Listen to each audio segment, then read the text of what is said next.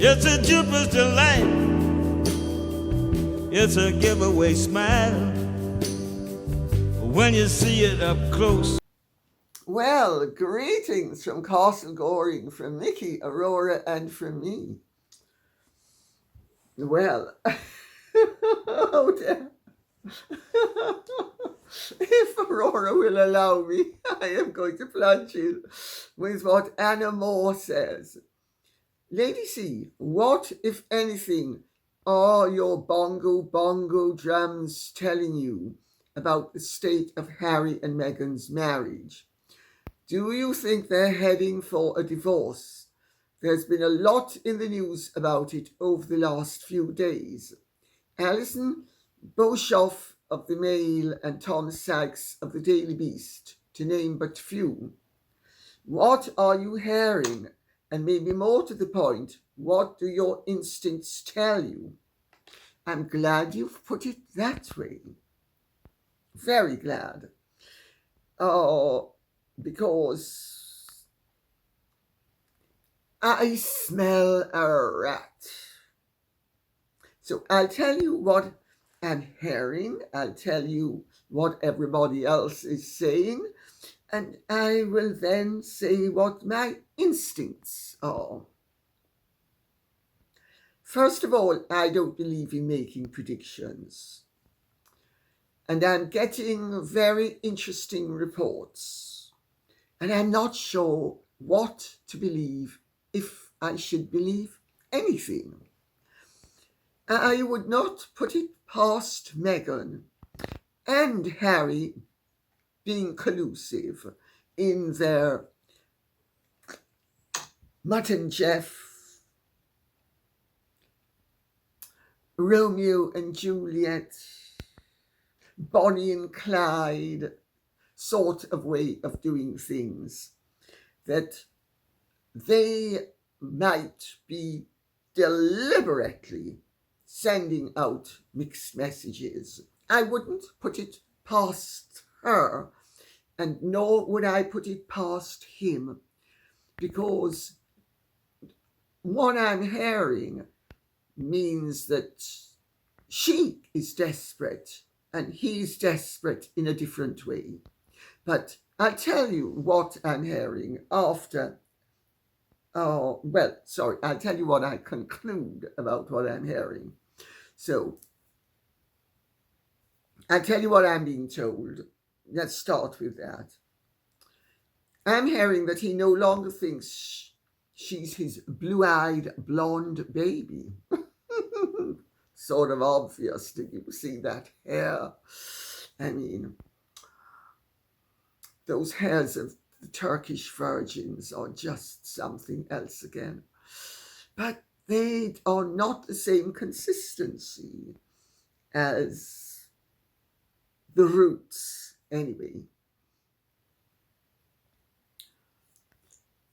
Irrespective of whether the reports that they are in dire straits maritally as well as every other way, and that they could really be heading for a divorce. Irrespective of those reports, it is obvious to me that she is still calling the shots. As they were about to accept the reward, I said reward, it's a Freudian slip, and I'm going to stick to it, because their humanitarian awards were from Project Healthy Minds, with which they are in business. So they're not genuine awards. They are rewards for cooperation so that they can end up having a photo op and being in the news, and that they can present themselves as humanitarians when we all know they're not. They may be anti-humanitarian, but they're definitely not pro-humanitarian. Certainly not in the meaning of the word humane. Or very much in the meaning of the word human, as in flawed, but humane, no. The lip reader who saw them and has interpreted what they said says that Meghan, she turned to Harry, trying to catch his attention and trying to avoid the cameras catching her. She said, "We have to look together now." He replies softly, "Yeah," and shifts his footing. Is that deliberate or is that not? I throw that out as a question because Meghan and Harry will both know that conflict would get them more attention and divert attention away from the fact that the award was basically a con, a fraud, a sleight of hand, a piece of rubbish. So, but it then gets everybody talking. According to Roya Nika in the Sunday Times, the king has been telling Harry to end, well, not directly, but the palace message is, well, the headline was "The King tells Harry end security now." My understanding is the king is not speaking to Harry and the king hasn't told Harry any such thing, but the message has been delivered to Harry via the men in grey suits, so that Harry had better back off with the security nonsense, because if he fails to do so, his father will not and cannot speak to him. So that's also got into the papers. All of this is very convenient, but let me first of all say, someone who knows Meghan well tells me that they can see very clearly the games she's playing with Harry. Now, this is the sort of, it could be genuine take on it, which I have to tell you, I have reservations about. Harry, according to this person who knows Meghan very well, has been committing the cardinal error that her men sometimes commit when they seem to forget that they should be under the heel of the dominatrix, and that he's clearly been giving off all the signs of getting too big for his boots. He's becoming too assertive, too independent, not sufficiently under Meghan's thumb and malleable. Well, the lip reader's comments rather shoot that one down, I would have thought. But let's continue. According to this person, Meghan's recent behavior shows that Harry has been breaking free, or that he has broken free. And they definitely were very much agitata during the award ceremony. But is it genuine is the question one has to ask. I'm asking it. I don't see anybody else asking it, but I'm asking it because I don't believe anything that those two say or do at this stage. But let's continue. According to this person, whenever Meghan lapses into the "I'm so vulnerable and I need your protection, darling, because I'm just so demure and feminine and sweet and vulnerable," I'm Julia Roberts in whatever the movie was called.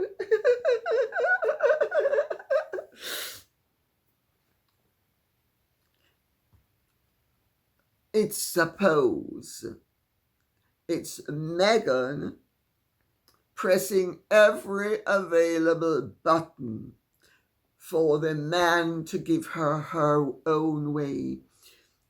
And there is a line of narrative that makes sense with all of this. Because Meghan evidently is, and this is recognized by the person I was speaking to, is like a predatory animal that tracks her victim, and she waits ready to pounce. And while doing so, she's making herself very small and invisible, and very keeping out of the way, so that her victim is not, really, her lunch is not going to even know that she's ready and waiting to pounce. So the demure bit evidently is a prized, practiced technique that Meghan often uses. I defer to superior knowledge. And evidently, Meghan's specialty is deploying the I'm so demure and vulnerable, and I'm just so feminine, and I need the protection of my big bad man. He's so butch. He's such an alpha male, and I'm just such a little beta female. Whenever she is in the pounce stage, or whenever she has so overplayed her hand that she has to retrench, having retracted, watching and waiting for the right moment to pounce again. This actually is credible behavior. You only need to look at her to see that it is credible.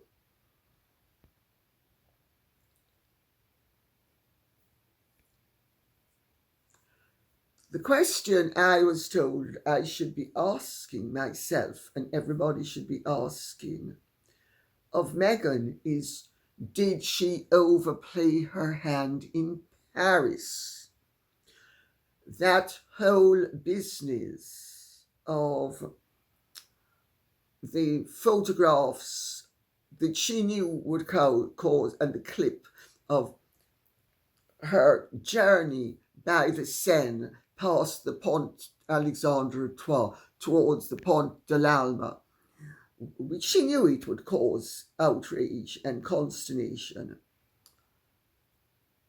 Is that genuine, or is it a ploy? No.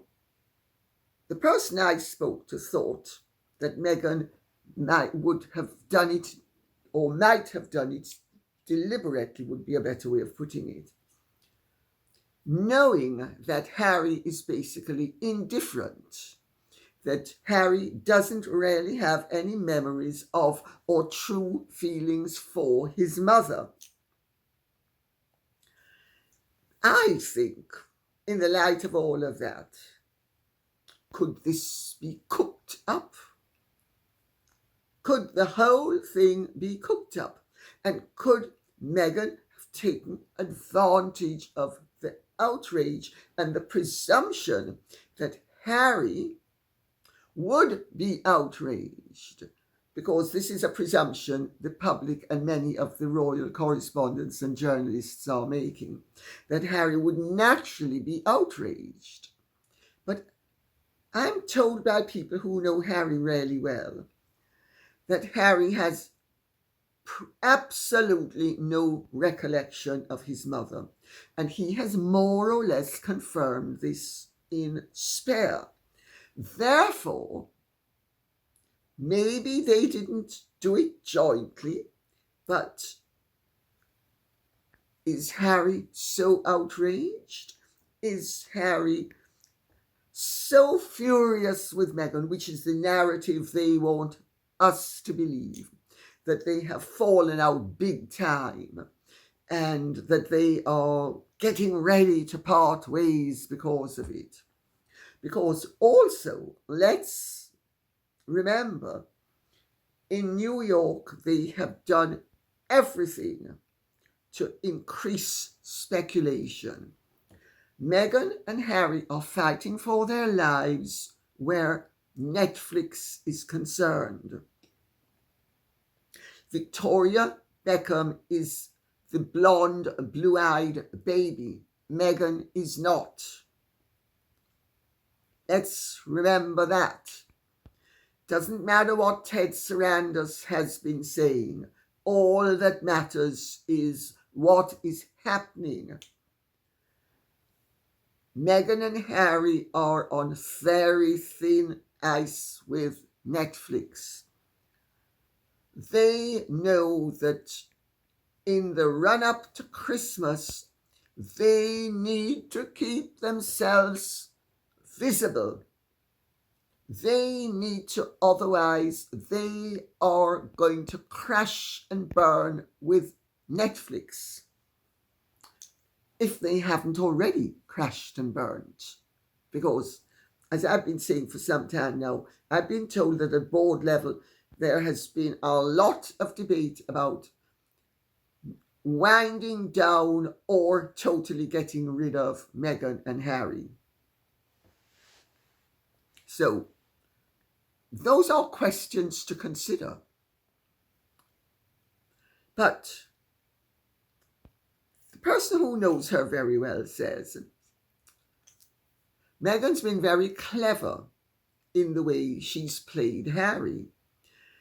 And that she, and this I agree with, has been sabotaging his attempts to make up with his family.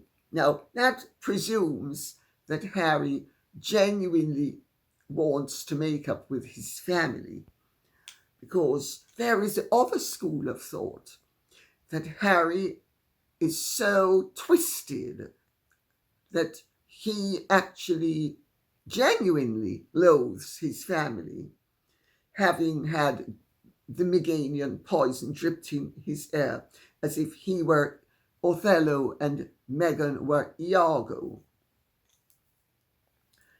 That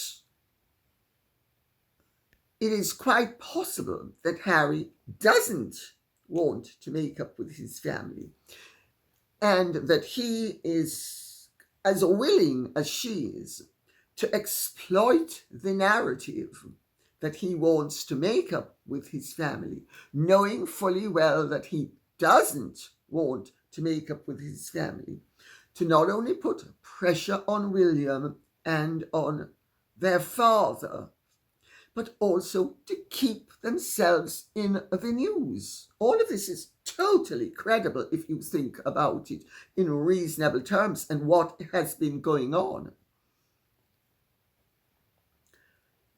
So let's take it. On the one hand, he wants to make up, and on the other hand, he doesn't. Either way, Meghan doesn't want a rapprochement. Meghan, if she is going along with the, yes, darling, I want you to make up with your family. Yes, if she's going along with that objective, she's sabotaging it at every turn.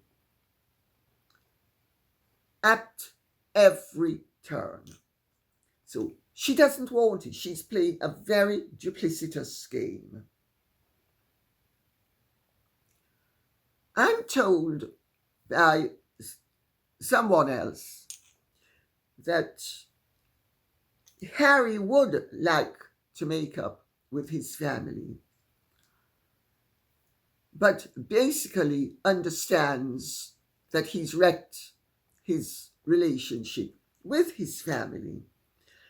But if he can mend fences and patch up the job, he is prepared to do it because he would really like to have a foot back in the English camp, which she absolutely doesn't want to have at all. Do you see how muddled and confused and confusing the whole thing is? But what's very clear is that Meghan doesn't want to come back to this country.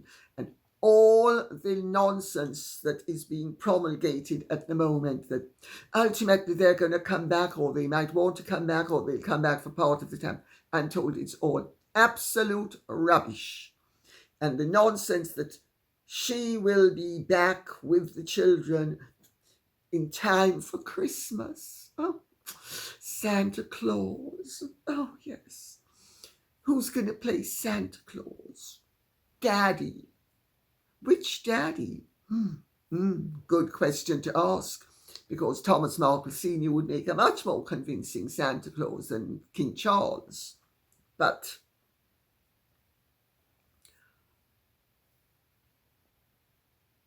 is she playing Harry, is the question I am asking.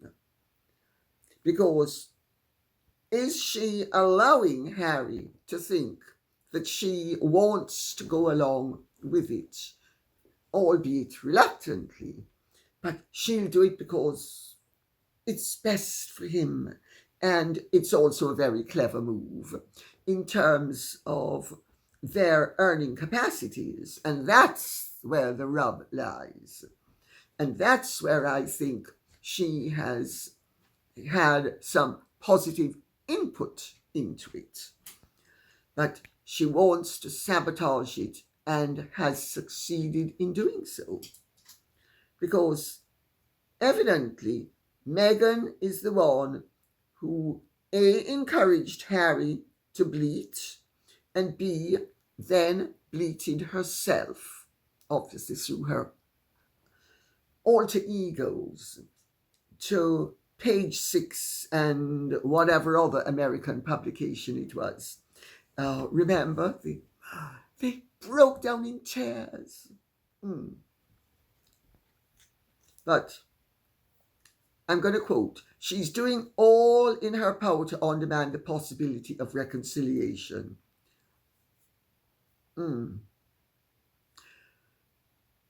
And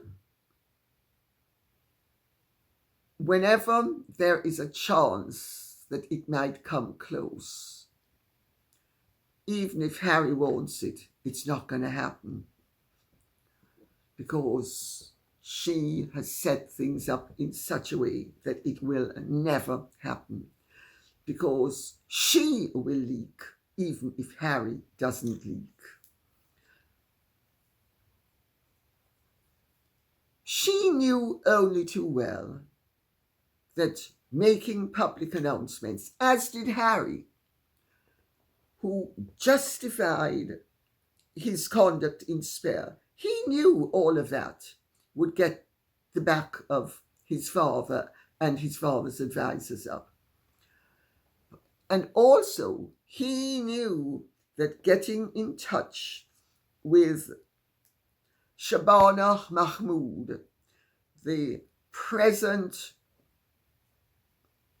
minister, she is the present Home Secretary, would majorly get his father's back up. But I am told that Meghan and Harry have been complicit in this. Now, where the rub lies and where it's difficult to unravel to what extent they're in this together and to what extent she has been playing him and he is now waking up to the reality of the situation. I don't think any of us is going to be able to tell definitively. Because evidently, every time Meghan brings up coming to this country, and every time Harry brings up Meghan and the children coming to this country. I'm so terrified. They hate me. They hate me. They're gonna destroy. They're gonna do to me what they did to your mother. They're gonna do to me what they did to your mother. I can't. I just can't. I just can't. They're gonna get rid of me the way they got rid of your mother. Because evidently, the narrative that Meghan has pushed is that Diana was eradicated by the British establishment. Now, this is truly extraordinary. And when Harry keeps on saying and Meghan keeps on saying they don't want history to repeat itself, it's not what people have thought it was. It's not to do with security.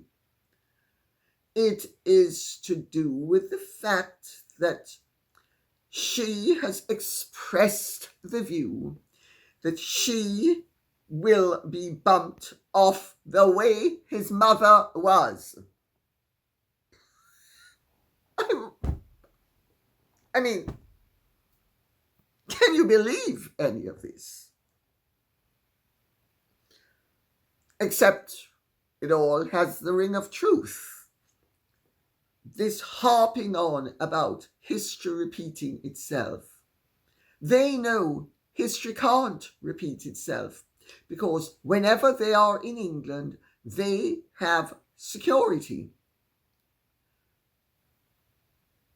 When they are outside of England, they also have security.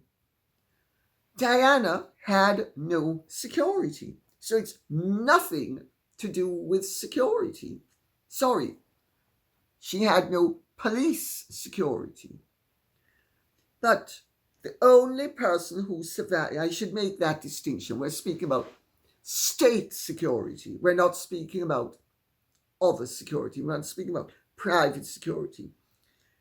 She had stood down her state security. And even if she had had state security, she could have stood them down for the night. So security has nothing to do with it. I mean, just trying to follow the weave of the threads is enough to make you have an egg beater in your brain. But she has whipped Harry up about her fears for herself and his children to such an extent that every time he is inclined to let the matter rest, she makes sure it is brought back to life by very cleverly saying, I can't go back. I just can't. I can't. I certainly can't take the kids. I mean, what happens if they pluck a hair out of their heads? Sorry. That was a thought that escaped me. What happens if they get wiped out as well? Because remember, H, your mother was wiped out because she was involved with somebody who was presented as being a person of colour. And they didn't want the marriage. They allowed ours, but they're gonna eradicate us too, H. That asks the question, does Harry seriously believe that his mother was rubbed out? Can anybody in their right mind believe this? Because if that's the case, and this is really interesting, did Harry end up believing this nonsense as a result of Meghan's fears? And it's possible, she's always going on about, I need to feel safe. I need to feel safe. I need to be safe. Safe. The question is, if this is the reality, that means that he believes that his grandfather might well have been complicit in the, shall we say, the termination of his mother's life.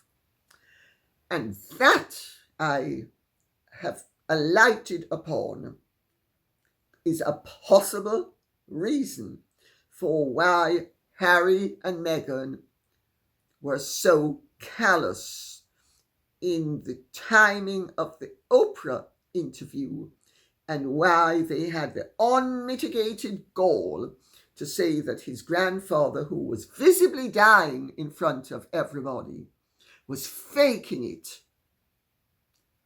That would imply a level of, quite frankly,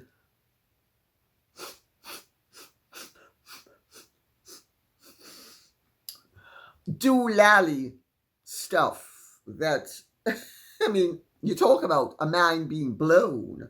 It's total mindlessness. Then there's also the very interesting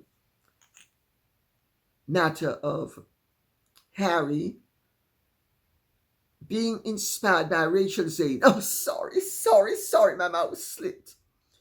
Harry being inspired by his own initiative to protect the little woman against all those big bad wolves who are trying to devour sweet, innocent little Megsy baby. And let's remember, in the last few days, she's had 2 friends announced to the world. What a sweet, kind, innocent, wonderful person she is.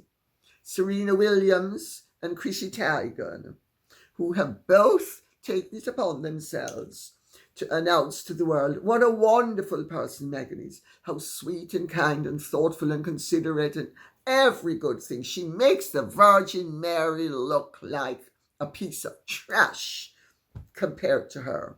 I mean, talk about noble. Oh. Well, whose idea was it for Harry to approach Shabana Mahmood? Whose idea has it been to continue this fight? Who knows that by continuing this fight, she has a perfect way out of returning to this country and bringing his children? Who has the perfect way out? I just asked that question for what it's worth, because Shabana Mahmood is, like Meghan and Harry, extremely left-wing. She is a woman of colour, rather more obviously so than Meghan, who's, remember how white Meghan was in Paris, and then all of a sudden she was brown in New York again. And notice in Paris, the hair was slick and sleek, while in New York, she was having what the Jamaicans would call natty dread. Well, Shabana Mahmood and Meghan Markle, are 2 lawyers, 2 expert lawyers, well suited to each other. So Meghan's playing on all the old drums. And I've been asked, can Harry be so dumb that he hasn't sensed what she's up to? I'm told that there are signs that the scales have been falling off his eyes for some time. And possibly his mask slips and his dour expression, his loathsome expression, is indicative. Possibly. I'm not 100% convinced of any of this, because I know from my personal experience of couples like that things can turn on a sixpence in a matter of minutes. And what is applicable 1 minute is not applicable the next. And what is applicable one day is totally irrelevant the next. So even if on occasion Harry has the scales falling off his eyes, to what extent is he reeled out and reeled back in? I'm told that in private things between them are and have been for a long time extremely volatile, and that their performance at the Humanitarian of the Year Awards is just the tip of the iceberg. That sometimes when you are around them, the hostility is almost incredible. I've seen that with my parents as well. They stayed together. I make that point for what it's worth. Evidently, though, according to the person who knows her well, to whom I was speaking, she has been displaying all the hallmarks of desperation. They think she's overplayed her hand yet again, and that she senses that he's seeing through her too clearly. And so a lot of what's going on is her distracting him from arriving at the conclusions that his observations will have led him to, if he's not prevented from arriving at the terminus, at the final conclusion, so to speak. That, I have to tell you, is very typical of very disordered relationships. Some people never arrive. Let me rephrase that. Some trains never arrive at the station. Let's put it that way. But she evidently is well known when her love objects and the men who she is involved with and who are feeding her all that she requires from them, when she gets and realizes she's overplayed her hand and she's being threatened with exposure, that they're going to see exactly what she is, she goes into the desperado, hyper-feminine, super vulnerable, sweet demure. But then there are flashes of the viper that still come out. And evidently she used to do it with Trevor. And she used to do it with Cory Vitiello. Trevor bought the lies all along until the very end. But Cory Vitiello didn't. They were on the outs by the time she made the transition to Harry. Trevor had no idea, but then both she and Trevor were younger. That's the sort of blow that somebody who is genuine and sincere gets when they're young. Unless, of course, they're older and they'd been coddled the way Margaret, Duchess of Argyll, had been coddled. And she got the blow from my father-in-law, the 11th Duke of Argyll. So it does happen when you're older, but it's much easier for it to be happening when you're younger, as it did with me as well. I mean, I was totally duped and couldn't believe what was happening to me when I had the masculine version of a Meghan Markle stunt pulled on me by my ex-husband. And so, but that's the games she plays.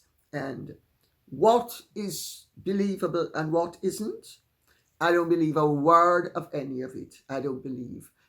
I have a totally open mind on it. I can see where some of it could be genuine, and Harry could be. I do know he's had his eyes being opened for some time, but I also know, shades of my father, if a man is pusillanimous enough, and that the first part of that word, whipped enough, and weak enough, and pathetic enough, he will believe whatever he chooses to believe. And he will be a coward if he is cowardly. And on that note, I'll say thank you very much for listening. I hope this has been of interest to you.